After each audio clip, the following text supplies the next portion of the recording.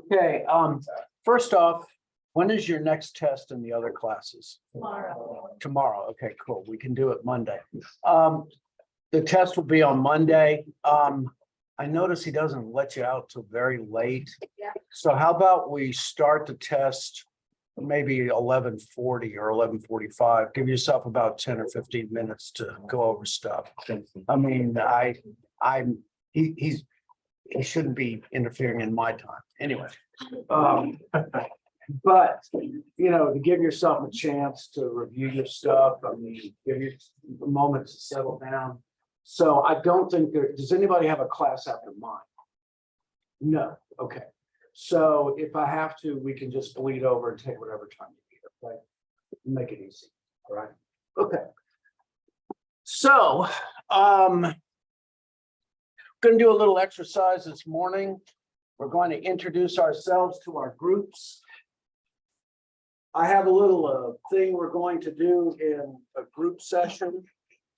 And I want to show you, these are the group assignments right now. So I'm going to make you find your friends in your group or whatever. So this is an exercise we're going to do. This is an article from Bloomberg.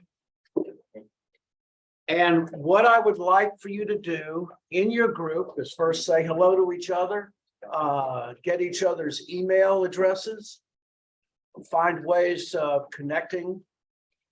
And then I want you, with this article, to generate a SWOT analysis. So, how will you do that? You will look at the article. You will find the pertinent pieces of information, the things that you think are valuable. You'll consider whether these are statements of fact or whether this is hearsay. But hearsay can be valuable, especially when you're perceiving things like organizational culture and those kind of things, all right?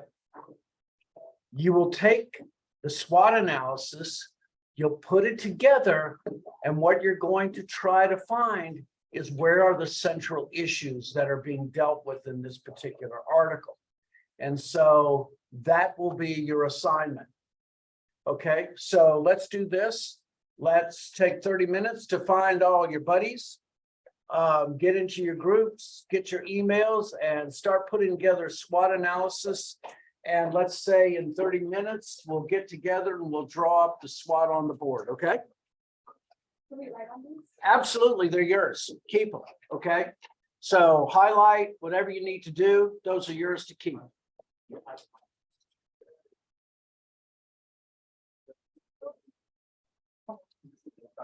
Yes, excellent. Thank you.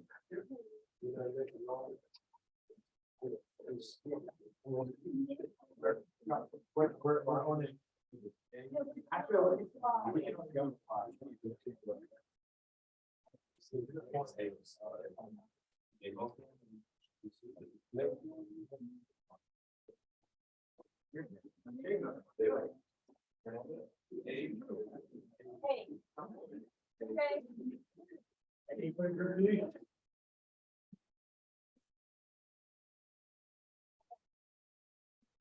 I feel over here.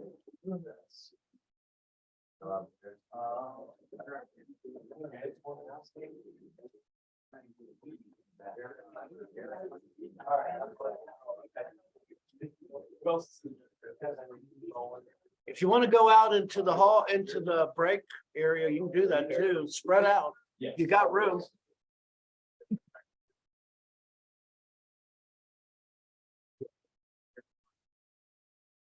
So we'll meet back at about 12:10.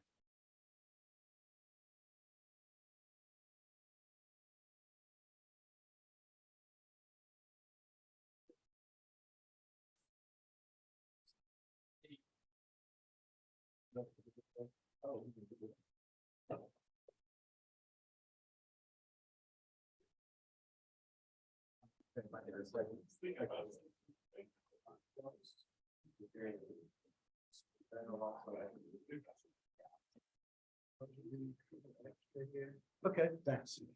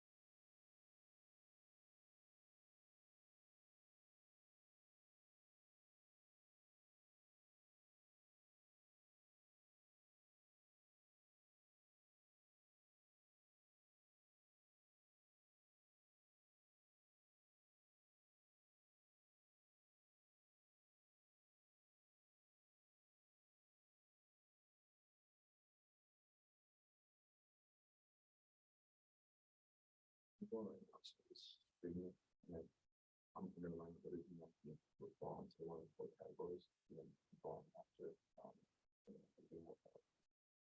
Usually the best way to do it, read it through first and come back again with a more fine point of view. No. You know. Realistically, you actually read it like 3 times, but we don't have to do that now.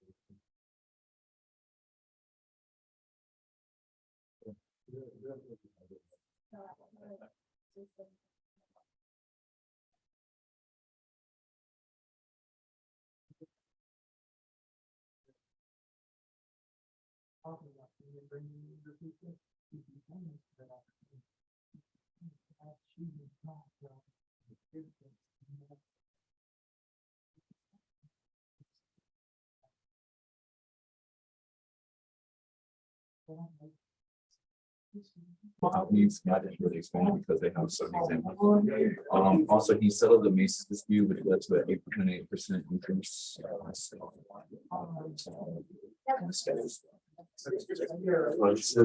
They have a lack of experience in the CEO or in the almost. About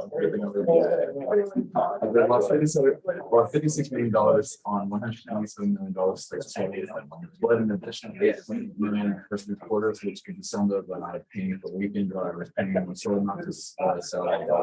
2012 company filings. You just said that paying her sister-in-law, weekend drivers, to like $350,000.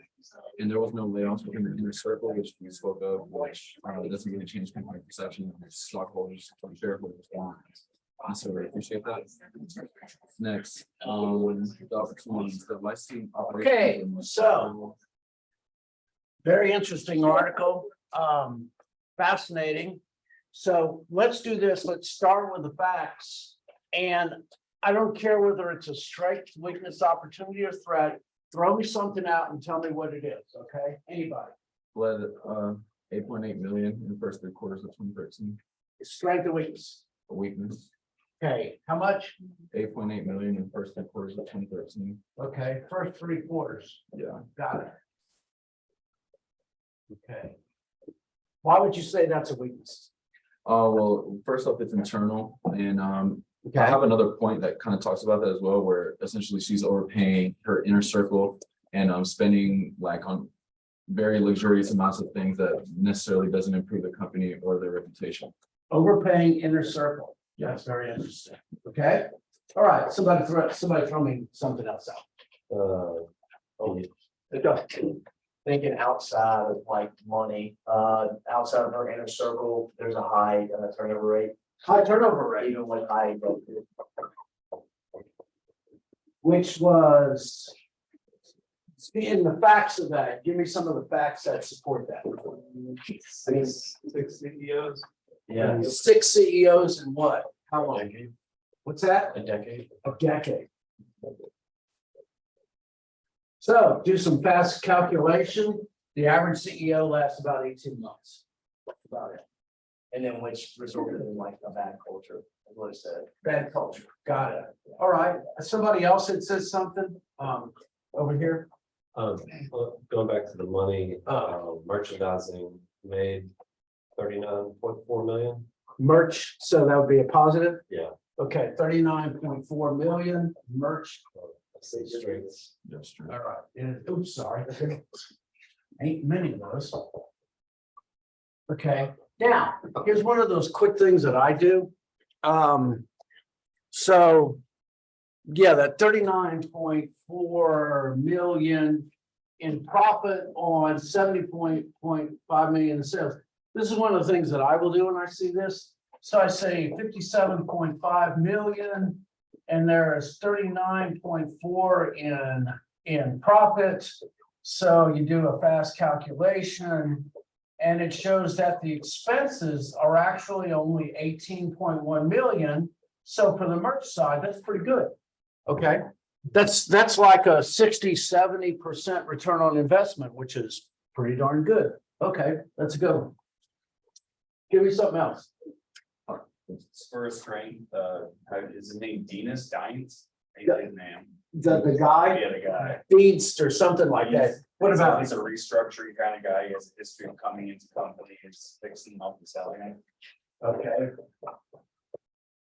Yeah, so this is his job. Yeah. For weaknesses, they're planning on trying to cut the media side, but the media side helps exacerbate and move along the merch. Right. Cut media. But media sells. Okay, what was? Could I do a threat? Yeah. I said that Macy's suing led to, or Macy's sued MSLO due to alleged contract breach and violation of contract terms. Contract breach. Okay, so contract breach.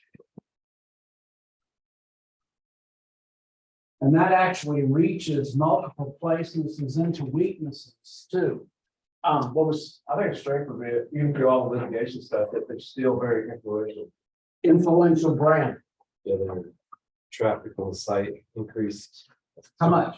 2.8 million unique visitors. 2.8 million unique visitors. That's incredible. That's the increase, yeah. Yeah, that's the increase. Very good point. Yeah. But they also said a weakness was that she's lower on trustworthiness and likability. Low on trustworthiness and likability.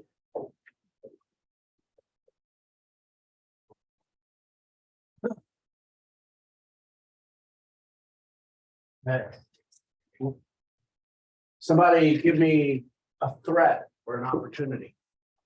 We had a threat, it was competition from online bloggers, just the easy, low barrier to entry. Competition from bloggers. Why don't we call these people influencers? Yeah, there you go. But realize this was 2014, so this is when the language was evolving. Yeah, I think an opportunity to be a lot of collaboration with other companies. collaboration, yes. We've not expanded to international, we've not pushed into international. So like untapped markets. Untapped international markets. Okay, And the market they're in still is strong. People still seek that homemaking advice. as a matter of fact, you could almost say we're kind of in a renaissance, because if you think about do it yourself and do it for me, there's a substantial kind of push if you look at where we are. So the DIY market is growing. Was there another? Yeah, JCPenney reduced the number of products that carry your name. pardon me? JCPenney reduced the number of products that carry your name. Yeah, so JCPenney is removing it. Would you consider that a weakness or a threat or a? I would say threat. Yeah, it's an external thing because I don't have any control over it, but it could also be a weakness because there's a reason why they're doing it. So you could put JCPenney either as a threat. It just depends on how you frame it. Okay. Any Other threats would be like just print media in decline in general. print media is in decline. But I think as a threat, since it's external, right? Oh, good point. Yeah. Yep, you're right. And the strength of it to change the culture and Change the culture. diversify the stars, the ancestral stars. So if this genes can do it, we have the possibility of changing the culture. And so, what is the culture that needs changing? For long-time employees. Yeah, what do they call that? Nepotism? Yeah, the Martha's friends, but they said it another way. Friends of Martha, that's right. The friends of Martha.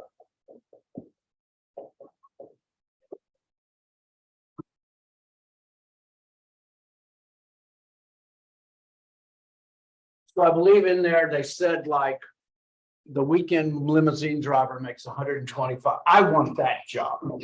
I want to drive a limousine on the weekends to make 125 grand. I want that job. Okay. So anything else? The lack of succession planning or the expansion of like really the brand, I guess. Yeah, lack of succession planning is true, and that's very common in first generation businesses. Very common. What was I that? was pretty much gonna feed off that. All this is pretty much built around Martha. And, you know, there's no succession, like once, and she's getting up there in age. Yeah. Well, At the- This is 2014, and how old is Martha Stewart? 73. 73. So here we are, 2023. She's 81. Okay. she tried to get her daughter to relate to younger people. How old was her daughter in this? And how can she relate to any? All, okay? That is another symptom, when we talked about, the 4-step case method, there's lots of symptoms there. But there's really, some themes that are playing out in this conversation. So we're looking at all of this. Also realize that some of the facts, when you think about them reflectively, point to things that are going on that you can make evaluations with pretty handily.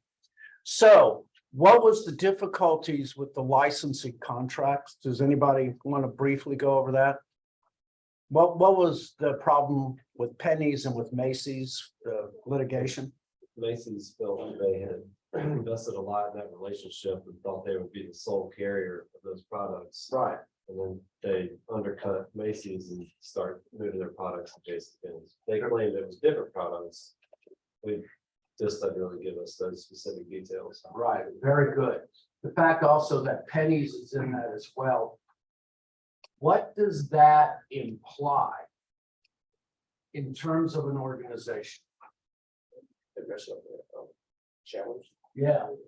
And what does it also say about the organization in itself, in its planning and in its thinking? When you've got those kinds of things going on. Untrustworthy in general? That's a great one. Yeah. Yeah, you definitely,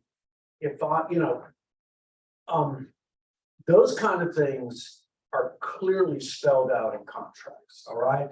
When we talk about legalistic power, those kind of issues should be explicitly spelled out in every single contract. And the fact that it's uncovered, that there's even the implication that one organization doesn't have the rights it expects to, means either one or two things are happening. Either they're promising more than they should, or the contracts are not explicitly spelling it out. Either way, we're talking about serious issues that are going on with upper management. All right. So the problem with Martha Stewart is, yes, that's it. That's it. It all comes down to one thing. The problem with Martha Stewart is Martha Stewart. I mean, and there's no other way to put it. Okay. How else can you express it? All right. This happens a lot of times, especially when you have influencers. If you don't have a mission statement, you haven't got a defined strategy, you're just kind of bumping along and going and getting success. But at some point, the ferryman comes up and you have to pay the fee. And this is the example. It's really interesting. I was in the meeting for the chamber. I did a panel discussion, and we were talking about professional education. And one of the things that we talked about was that there's 2/3 of the industries in North Carolina are being run by first-generation families that have no succession plan. All right. And these businesses within the next 15 years, the average CEO's age is anywhere between 60 and 75. These organizations are about to hit that demographic wall, if you might say. And this certainly is the problem with Martha Stewart, if you want to think about it. And if you consider the discussion with it, is there's a lot of first generation thinking in Martha. Don't get me wrong, she built an amazing brand. She did an incredible job. But where are you going in the future is one of those things that has not been figured out. The fact that, I think, is it Helen Gersh, the founder of Oxygen, one of the plateaued individuals, that she only stayed there for 6 months. If that isn't alarm bells going off in your head, I mean, if she doesn't think it can turn around, you've got serious issues, okay? And so this is, excellent. This gives you an idea, and I want you to also understand this, is that when you look at journal articles or when you spend time going through these things, try this, all right? We're all have the ability to critically review and understand these issues very much in the same way. And so whether you build your own little SWOT analysis, when you look at these things with what I can call an active vision, or you use diagnosis, where you break apart the facts, which you just did, and you synthesize, you bring the facts that you pull that are important together, you can find many times that the answers come to you. And this is what this little example does, is it shows to you that given a little thought and a little understanding, it's not easy to do these things, but you can do these in a logical manner and come up with ideas. So do you think he's going to be successful without anybody looking? Him being an insider is concerning, his wife and his relationship with Martha. He is what? He's a friend. Friend of Martha. Yes, yes, yes. He's a friend of Martha. All right. Now, the results of Martha Stewart, by the way, you don't have to look it up. You can. Martha Stewart, I think in 2021, sold her entire company. I think from its top, I think she got 5 cents on the dollar. I think the entire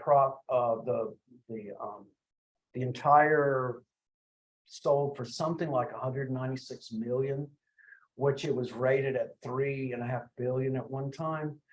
She sits on the board as a non-voting member.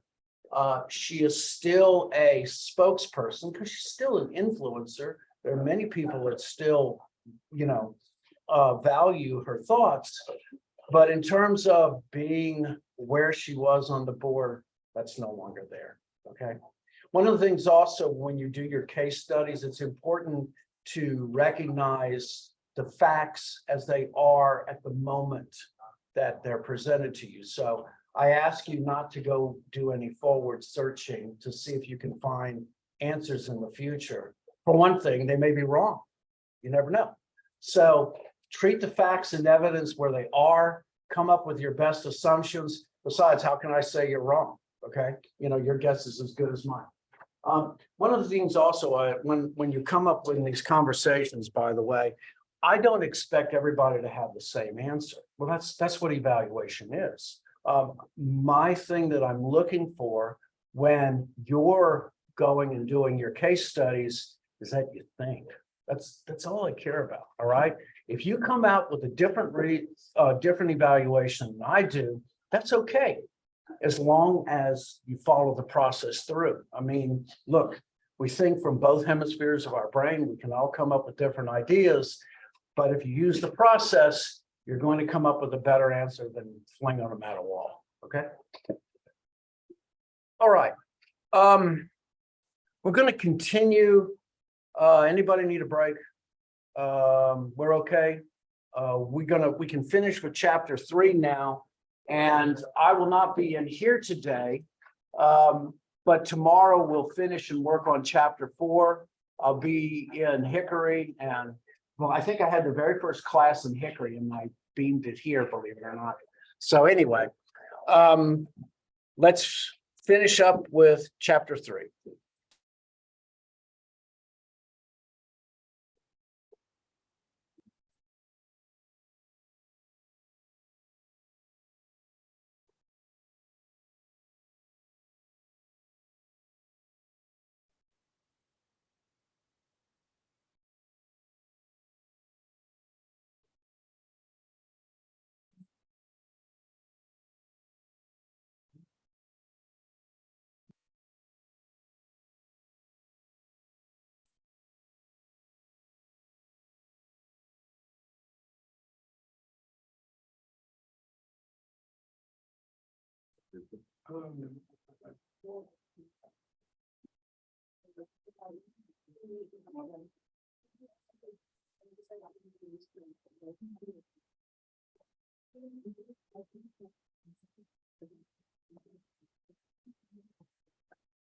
Yeah.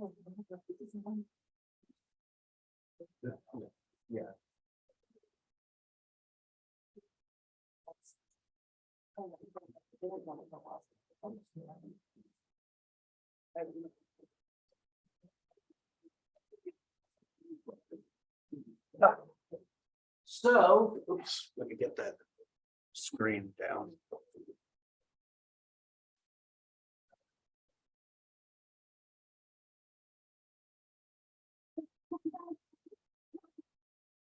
So, in order to do an effective situation analysis, you must take into account three environments: the internal environment inside your organizations, the customer environment, who and where they are, and the reasons why they buy, the 5 W's, including how.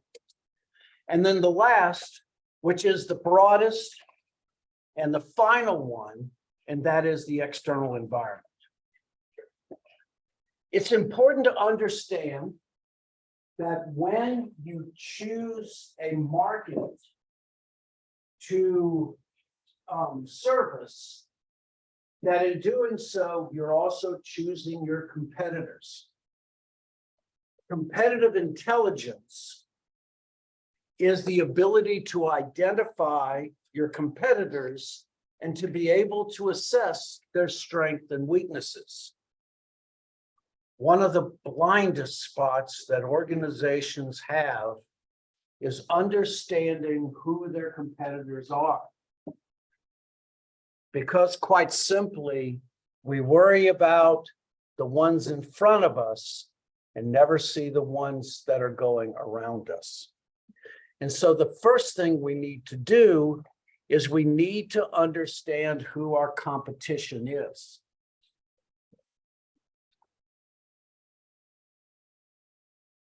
And so the first kind of competitors we have are the brand competitors.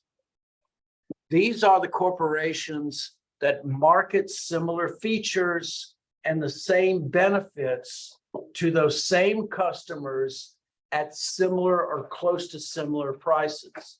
An example would be Coke versus Pepsi, Diet Coke, Diet Pepsi. We're talking about the general soft drink genre. And so those would be considered brand competitors. Product competitors compete in the same product class. And so drinks of any nature. And by that, what I mean is drinks that are considered that particular genre, but they have different features and they have different benefits and they have different prices. And so now we're talking about orange juice or tea or bottled water, energy drinks, Perrier. Those would be product competitors that go in the same classification. Generic competitors are very different products that solve the same problem or satisfy the same basic need. The basic need is I'm thirsty. I want to quench my thirst. And so this would be bottled water, or excuse me, tap water. I shouldn't put bottled water actually be a product competitor because it actually has similar features. You can buy it from the same places, excuse me. And then the last is total budget competitors. And these are products that compete for the same financial resources of the same customers. And so we're talking about total budget. So if we look at consumables, you know, that are not necessarily, how do I put it? Nutritious in nature, all right? That would be categories. So we're talking about potato chips and gum and candy, those kinds of things. And so that's what a total budget competitor would be. One of the great difficulties of what happens is, as I've said, is that we don't get a look at the generic competitors that are giving us issues, or even the product competitors at the same time. We tend to focus only on the ones that have one-on-one potential for damaging us. So I talked about Microsoft's entry into the into the product classification of working as a competitor to the iPad. So here's how the timeline went.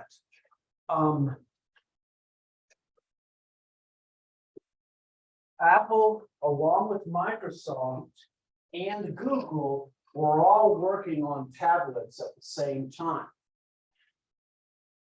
Google found out through their competitive intelligence that Apple was coming up with an iPad or a tablet that had a touch screen on it.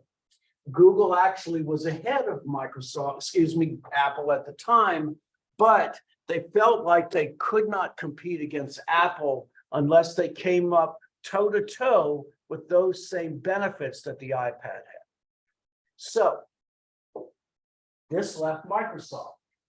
So Microsoft did something smart. They had a small team, a team of about 100 individuals, engineers, cross disciplines. It was something that, in essence, that was happening in their product development department, off the shelf, away from the main things that were going on. During this time, also, Microsoft had released Windows Vista, which bombed, all right? And they were desperate to come out with a successor for Windows Vista at the time, which was ultimately Windows 7. Meanwhile, the organization that was putting this together, this is what the Courier is. It was basically like this. It was a piece of paper size, folded in half, with a clamshell in the middle so it could protect the screen. And so this is what the Courier looked like.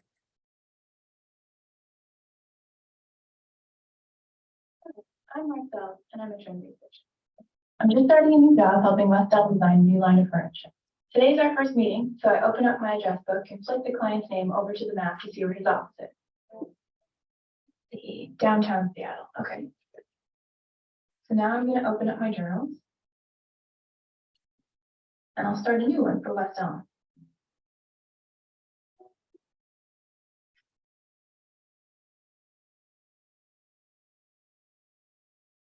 I've got some to-do things from the kickoff meeting. I plan to collaborate with West Elm's designer, so I gave him access to this journal. This project will be my life for the next few weeks. So I hold the home button, and now it's set as my home page.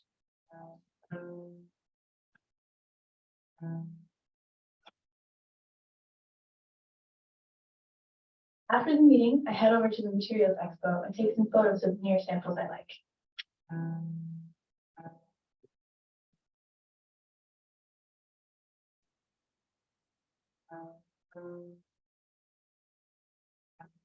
The dark wood texture could work for this project, so I drag it into my West Elm journal. So to make sure I remember this one. Poplar. Okay. Now I do a little online research. I pull up the web and check out some design blogs.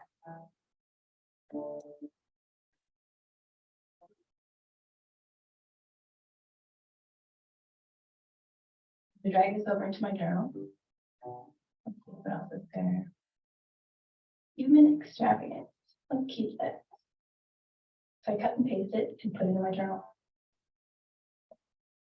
Cool. Okay, so that was the Microsoft Courier. Pretty interesting, wasn't it? Okay.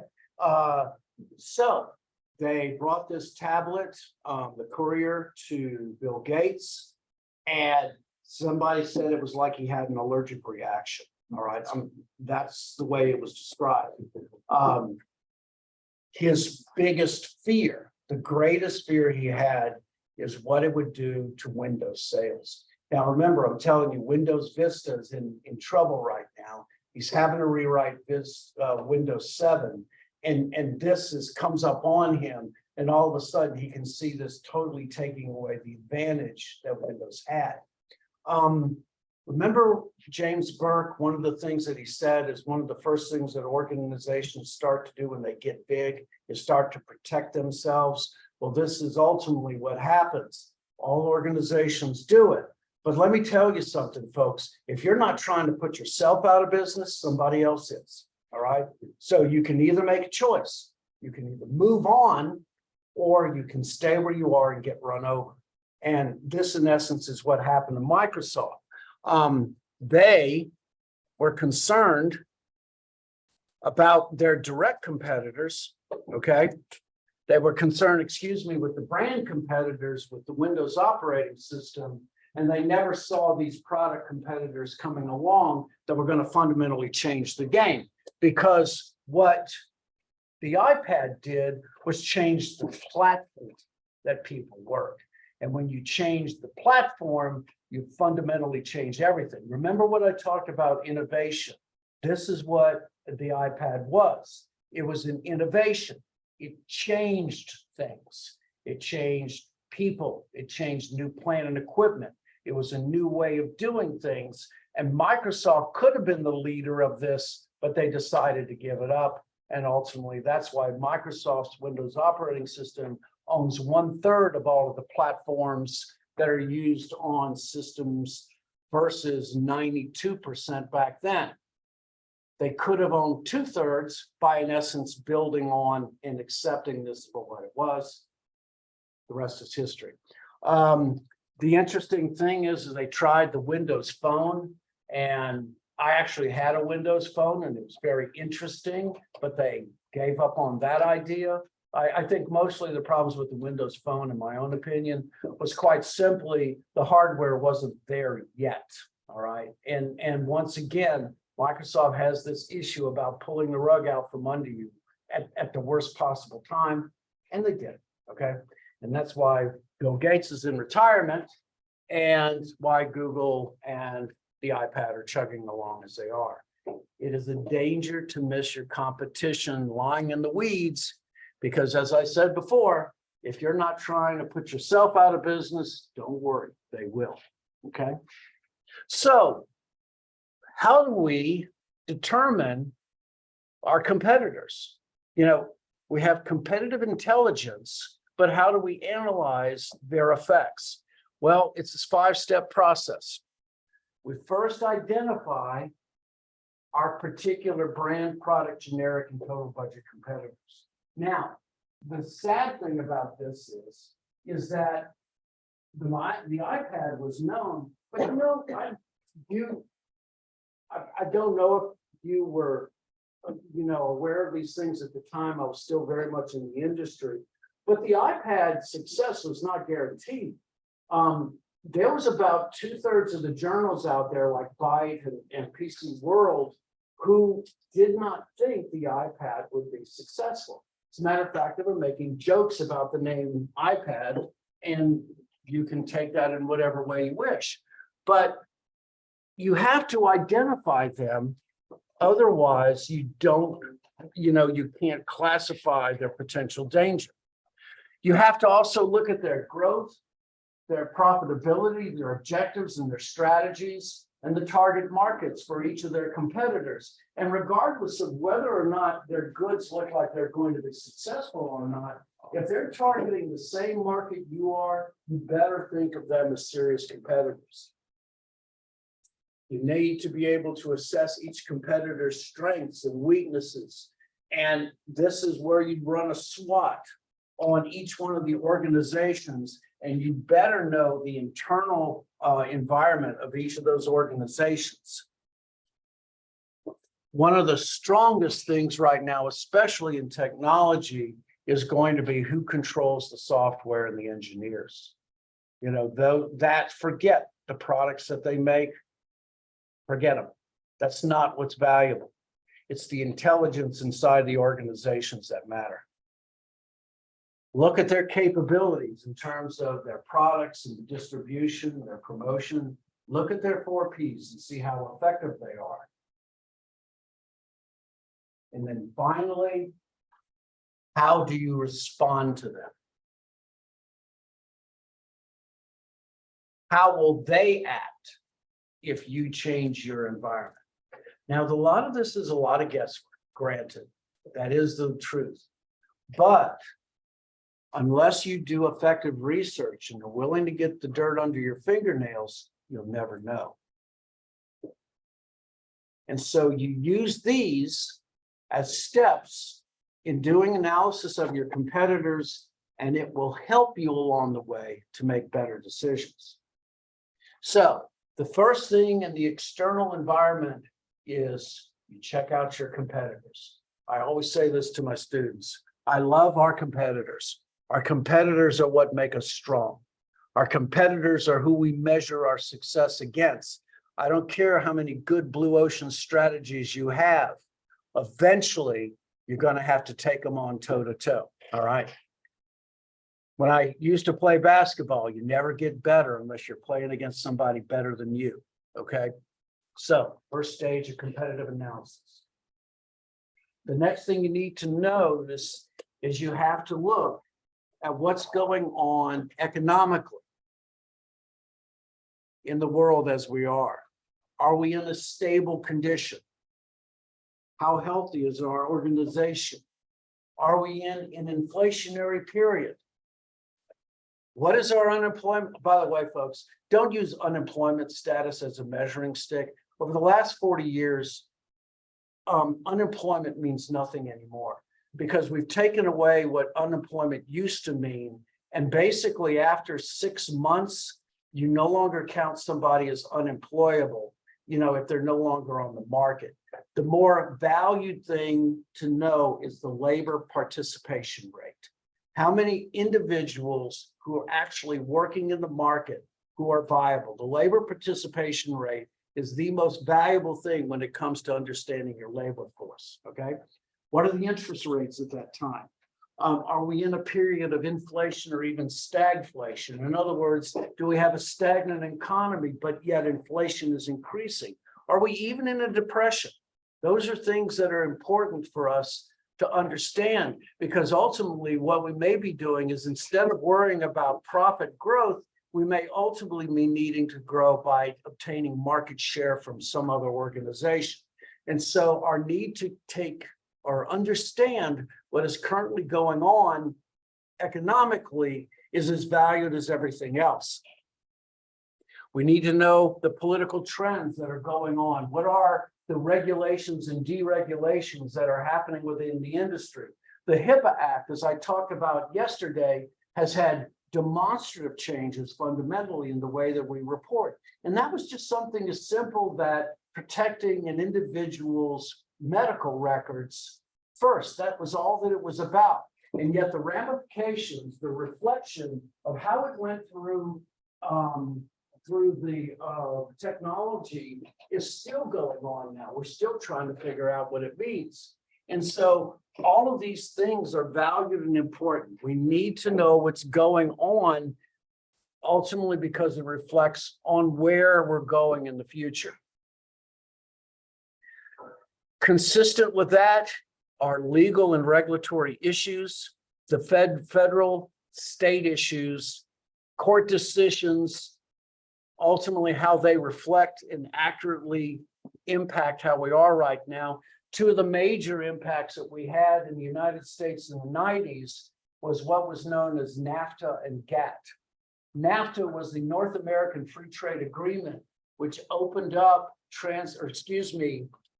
economic activity between the United States, Canada, and Mexico. As a matter of fact, the entire continent of North America became a free trade zone.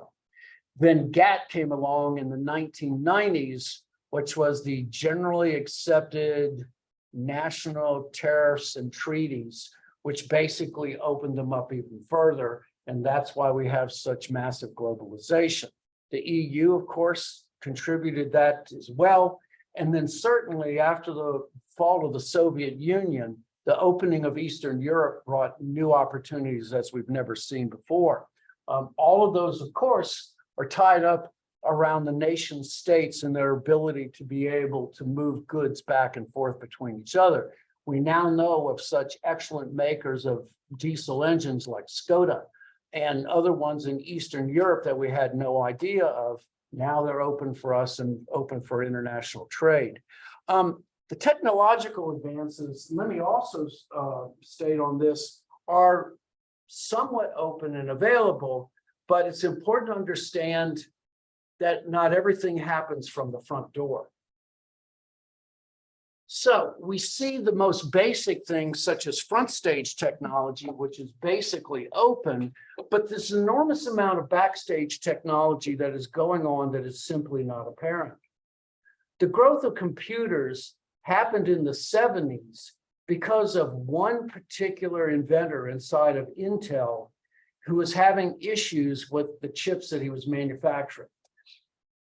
In the 60s, IBM, when they would create their machines, all of the code, or practically all of the code, was hardwired into the chips themselves. It made it much faster, but it meant that the computer systems of the day were in essence one-trick ponies. You found IBM creating the System 36, which was the first mini computer, and that did give it programming capabilities, but the programming capabilities were wrapped around the way the chips themselves were. There was a I can't remember his name, shame on me, but there was a programmer in Intel that decided that what he wanted to make was he wanted to be able to make a programmable chip that he could erase and start over with again and again. And so he started, or he created, what was the erasable, programmable, read-only memory, or what's known as an EEPROM. Okay, he came up with this particular chip that all it took was sufficient software, and you could make it do something different. He created also what was known as the 4004 chip, which started to be able to do different things as well. And guess what happened? The hobbyist people started as a genre, as an industry. You started to have individuals who were taking together machines like MSI and Heathkit and putting together computers with their own hands. And before you knew it, there was these two guys by the name of Steve Jobs and Steve Wozniak that developed the first Apple I, and the rest that we have is history. And this is an example of backstage technology, things that are going on behind the curtains that you can't see. And ultimately, those are the ones many times that create progress like you've never seen. And then finally, what are the sociological trends? What is going on in the world around us and the changing cultural values that we're having to deal with? When I grew up, way those many years ago, it was not unusual for you to have a drink in the car. Not lying. Yes. No, shop. And that's true. All right. California at that time was one of the first states that said that there must only be closed containers in vehicles. And then in the 80s, there was one individual who was a mother who lost her daughter to an accident with a drunk driver. She started a company or a nonprofit organization called MAD, Mothers Against Drunk Driving. And MAD, in the space of only a couple of years, fundamentally changed the way we thought about drinking and driving literally overnight. And that is an example of a major social, economic, cultural trend that fundamentally changes the way we think.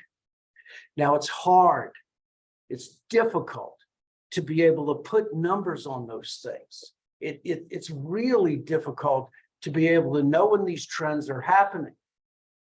But they happen, they sweep through, they make broad changes, and we're left trying to deal with what's happening afterwards. So I was talking about what's going to go on in North Carolina. 2/3 of the industries in North Carolina are first generation. And this is one of those social cultural trends that it's about to happen. You know, major companies are about to be passed on to the next generation. Now, the question is always asked, is that successful? The answer is yes, but. And so there's been a lot of research done on this. There's an old saying, by the way, from shirt sleeves to shirt sleeves in 3 generations. It's an old saying, and what it means is that the first generation rolled up their shirt sleeves, worked hard, became industrious and they achieved success. The second generation comes along and doesn't embrace the values of the first generation and squander the wealth. And then the third generation comes along and they're back to rolling their sleeves up, starting all over again. And so that's what that means. Can it happen? Yes.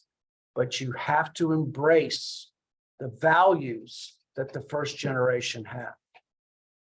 Toyota is in its third generation now. Toyota started as a knitting shop, okay? They were makers of knitting material. And gradually, as their needs progressed, they changed.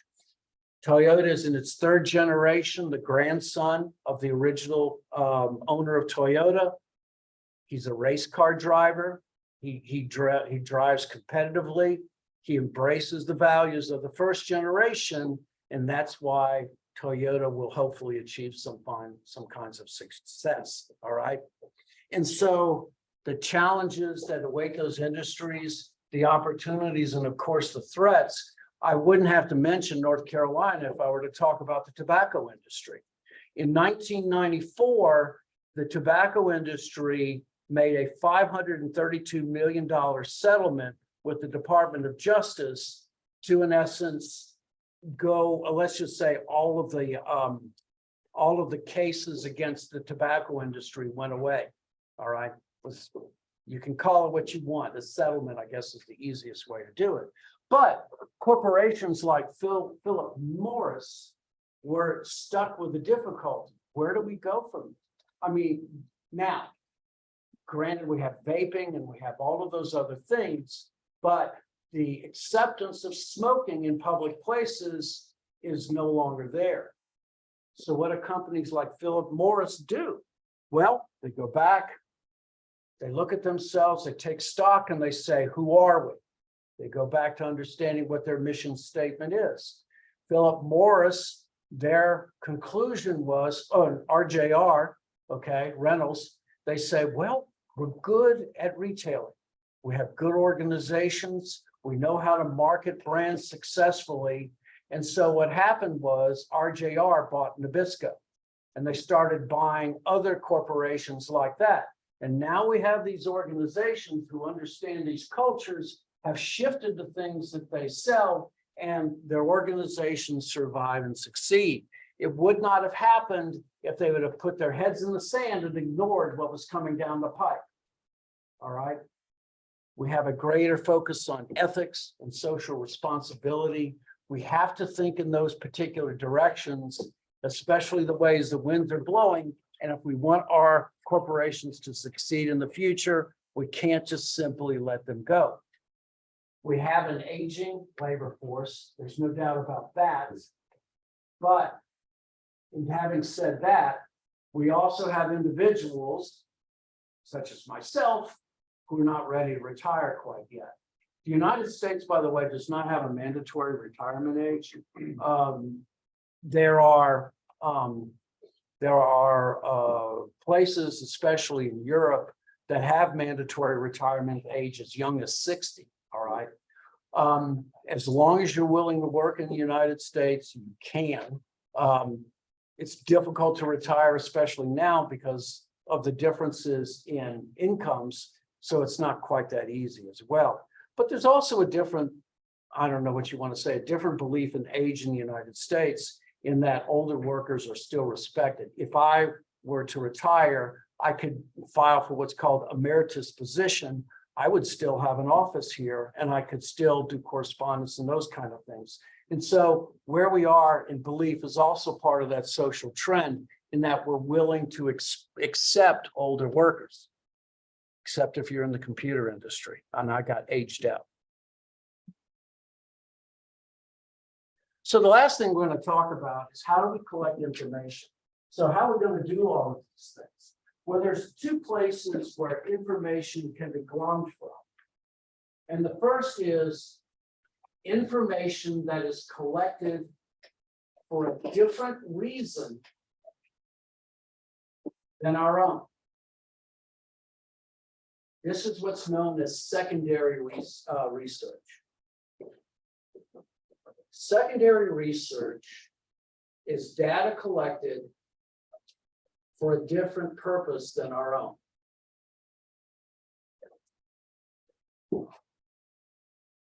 In the United States, every 10 years, we have a census. The census is available to anyone who wishes to get that information. Just go on census.gov. You could download all the information if you wished.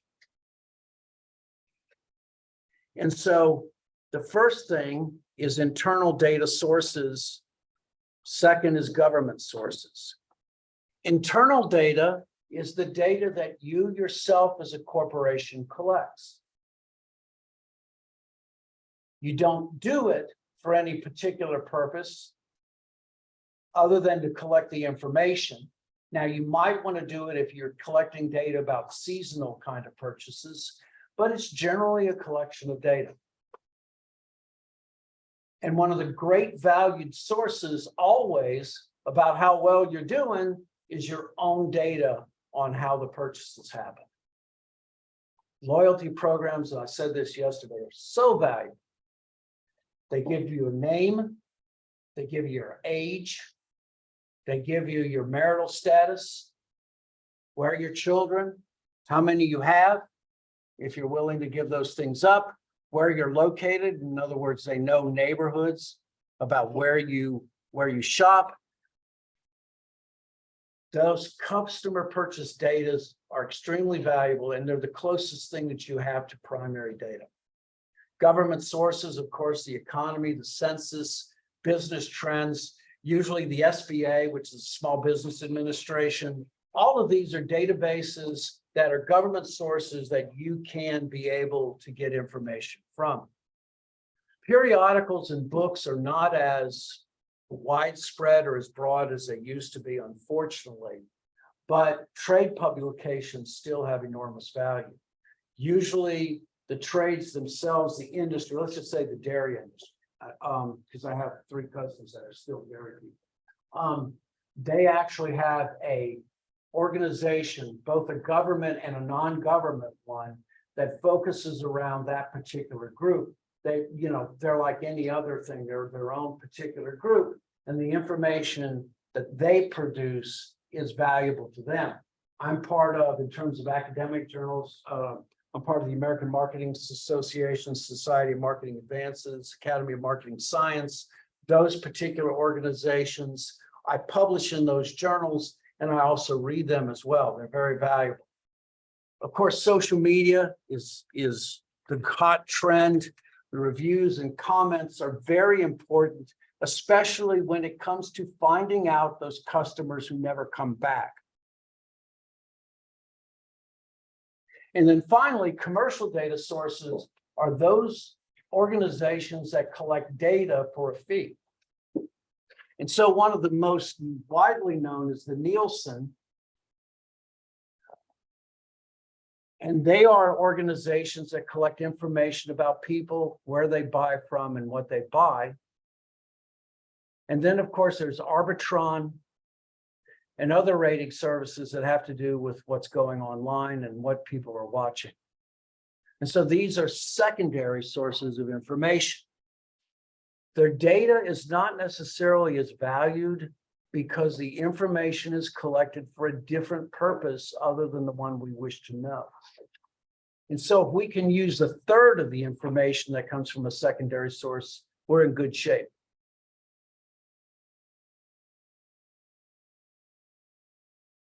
The most valued is primary data. Primary data research is information that is collected to satisfy a specific purpose. Primary data collection is data collected to satisfy a specific purpose. Primary data collection is expensive. Just if I were to do like, oh, I'm doing research on group thinking and team selling experiences, to be able to get a data point, just one person, it costs $8 a person to be able to get that information. So if I want to have 400 individuals, it's going to cost me $3,200 just to be able to get that information. That's how difficult it is.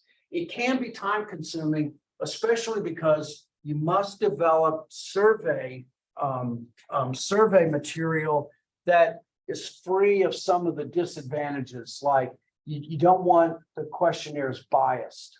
You don't want to unconsciously lead them into a conclusion. You don't want to have what's called a double-barreled question. In other words, a question that has two particular subjects in at the same time. You've got to know what you're doing to create the surveys correctly. It will allow you to pinpoint your particular needs, and it is trustworthy because you create the level of control. And so what are the ways that we collect primary research? Direct observation is what is known as ethnographic studies. Direct observation is simply watching people doing the normal things that they would do in their lives. Skechers was a brand that came up from ethnographic studies, just watching kids on skateboards and watching what they do. Usually research that's done, especially with toys and those kind of things, you just bring kids into a room and let them find the things that they enjoy. Invariably, one of them will climb in a box and love that more than anything else. The way things go, all right? Direct observation. Ethnographic studies are valuable, but ethnographic studies are only used to be able to lead to more direct kinds of research. So ethnographic studies are there to help us frame the proper questions. So the next is focus groups. Focus groups are pretty much for the same reason. My wife, Dr. Albinson, by the way, is specialized in doing focus groups. So how do they work? Generally, focus groups are paid individuals. Usually they're about 35 to 40 people. In a focus group, you have an experienced questioner, which my wife is. The focus group is there, or the questioner comes up with a basic observation, and they ask the individuals in this focus group how they feel about those particular situations. The key individual in a focus group is the questioner, because the questioner has to be able to bring the conversation in a path without having one or two individuals dominate the conversation. Focus groups, once again, are good at creating the proper questioning and do help when it comes to coming up with what we consider to be, how do we answer these things? But in terms of direct answering things, not necessarily, because focus groups do have their own failures. As I said, you can also have difficulties in that they're not generalizable to the overall population. You may have a focus group in which you don't have a broad enough group to come up with a very valued work. Surveys and experiments are pretty much the same things, but surveys tend to be somewhat more generic. They're questionnaires, and the questionnaires are there to do exploratory research to find out, once again, more information. But it is the experiment ultimately that brings about what we call causal research, in hopefully finding the exact reason why certain things exist. This is the classic scientific method. I observe the world, direct observation, focus groups, even surveys. I come up with a possible hypotheses to explain why. I create an experiment to duplicate those particular observations and see if I can elicit a response that is consistent with my hypotheses. But I also have a control group so that I show directly whether that would happen through a direct control or just simply happens that way. And then at the end of the experiment, I either confirm my hypotheses or I fail to confirm it. We don't use words like prove, by the way. Prove is not a good word when you're doing research because, you know, there's so many ways in which the experiments can be disproven. Proof ain't no such thing, all right?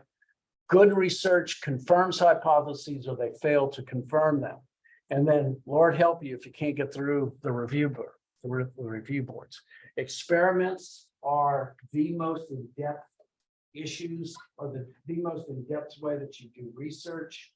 And you have to be very careful because there can be other reasons why certain things happen, okay? One of the most difficult things is what's called disparate impact or a contingency in which you cannot prove directly that A causes B.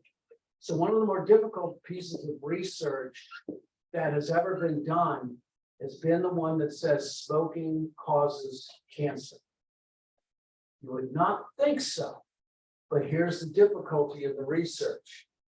Do other things cause cancer? Yes, it is. There's all sorts of cancers. You know, I mean, a lot of them. Smoking does cause cancer. Confirms, not proven, okay? But the difficulty with that is how you define whether smoking caused cancer in a particular individual.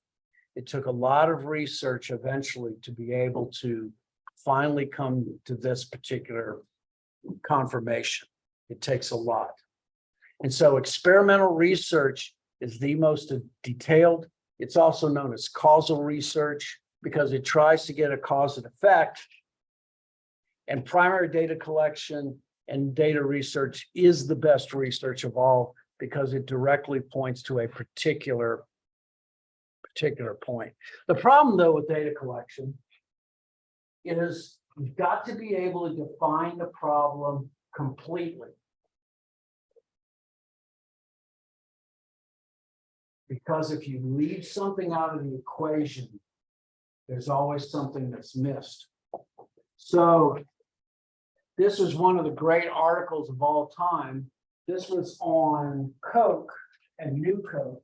I told you about that. Netflix has the one on the cola wars. Well, this was a discussion, and this is by Gelb and Gelb, and they talked about the issues that happened in the cola wars and how badly the research was botched. Because as I said before, Coke wanted to beat Pepsi. And for those of us who were loyal Coke drinkers, Pepsi was always going to win because Coke has a bitter taste. It has that black cherry root and a little part of the coca plant, the non-active part. And that's part of the things that we enjoy when we're drinking Coke. Well, Pepsi was always going to win the blind taste test. And so what they did in this research is they had 50,000 samples that gradually moved the formula to the point where they beat Pepsi.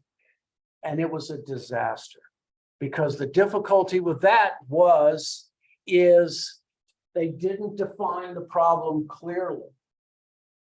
They didn't ask cola drinkers or Coke drinkers if they wanted it changed. And there's where the major issue is they never defined the problem correctly. It can be very expensive to collect that data. Usually when we do research here, especially when we're trying to put together and confirm a hypothesis, is we allow students to do that and we give them extra credit for it.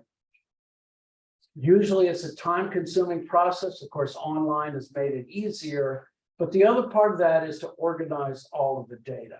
And the last thing I've also said when I talked about analytics yesterday is quite simply the data that we're collecting is in such massive amounts that the research things like we were using, like structural modeling, partial least squares, everything becomes significant with such high data marks, which point nothing is significant.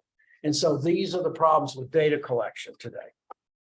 So what we do use now is we use new programs that help us to define marketing analytics. The difference between research and analytics is the amount of data that is collected. Real-time data analytics is data that is collected on a dashboard, which gives us an excellent snapshot of the consumer's needs and their wants and how they engage at this moment in time. Think of it as a balance sheet. So like if you think of a balance sheet and an income statement, a balance sheet is a snapshot of the viability of an organization at that framed moment in time. An income statement is the results of profit and loss over a period of months. And so that's the difference between the two. Real time is a snapshot at that moment, and it provides us accurate information. Customer relationship management, as I talked about before, customer relationship management is the collection of data at touch points. A touch point is every interaction that a corporation has with a consumer. A touch point is every interaction that a company has with a consumer. As I've said before, my wife is a diamond member. As soon as they look at her things, yeah, I just tag along. As soon as they look at her diamond membership, a case of water is upstairs in our room at that moment. That's how valued touch points are. It is the memory system inside of organizations that say that your consumers are more than just data points. It helps to create a personalized customer experience.